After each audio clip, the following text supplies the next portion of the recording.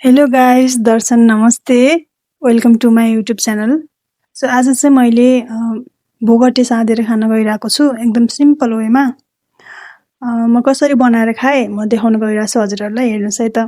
सबभन्दा पहिले त मैले एउटा भाँडामा तेल राखेर अनि मेथी फुराएर बेसार खुर्सानी फुराएर अनि राखेँ, त्यसलाई सेलाउनलाई छोडिदिएँ।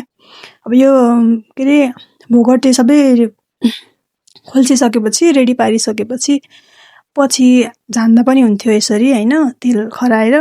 र मैले चाहिँ अब पछि गर्दाखेरि टाइम लाग्छ नि त, अनि पहिले रेडी पारेर राखेँ चाहिँ नि आनन्द हुन्छ भनेर पहिले नै रेडी पारेर राखेँ। अनि मैले चाहिँ यस्तो धेरै मरमसलाहरू धेरै राखेको भन्दा पनि दही मात्र राखेर अनि हल्का तेलले बेसारले झानेर बनाएको चाहिँ मलाई मनपर्छ कि एकदम सिम्पल वेमा। सो म आज त्यसरी बनाउन गइरहेको छु।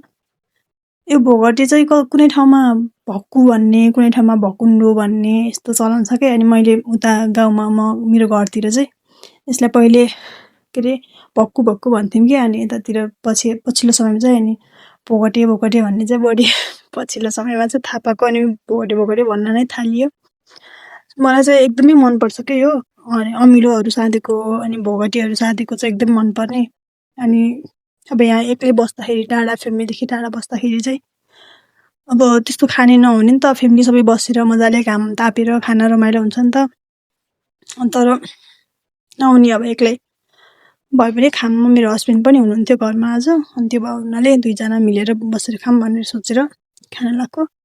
अनि मैले दही लिन पठाएको थिएँ कि मेरो हस्बेन्डलाई, अनि उहाँले चाहिँ दहीको साथसाथै चटपटी पनि ल्याइदिनु भएछ। सो चटपटी खाँदै अनि भोगटे बनाउँदै गएँ। उहाँको चाहिँ अनलाइन अफिस थियो मेरो हस्बेन्डको, सो अनलाइनबाट काम गरिरहनु भएको छ, एकदम बिजी हुनुहुन्थ्यो। त्यही भएर उहाँ चाहिँ मलाई हेल्प गर्न आउनुभएको छैन, एक्लै गर्नु परिरहेछ। केही छ कहिलेकाहीँ एक्लै पनि चल्छ होइन।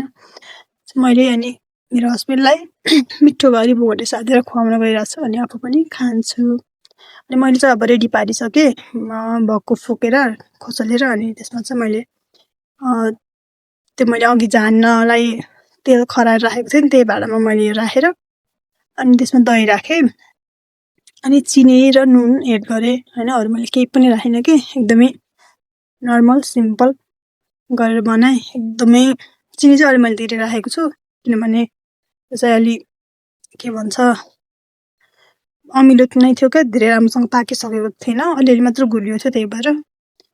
अनि अब म चाहिँ मेरो हस्बेन्डलाई टेस्ट गर्नु जाँदैछु फर्स्ट टाइम होइन। उहाँ चाहिँ एकदमै बिजी हुनुहुन्थ्यो होइन, त्यो पनि अब दिम भनेर गएको, अनि मिटिङ चलिरहेछ कि नै भन्दै होसियार भएर गइरहेको थियो हल्ला नगरेर।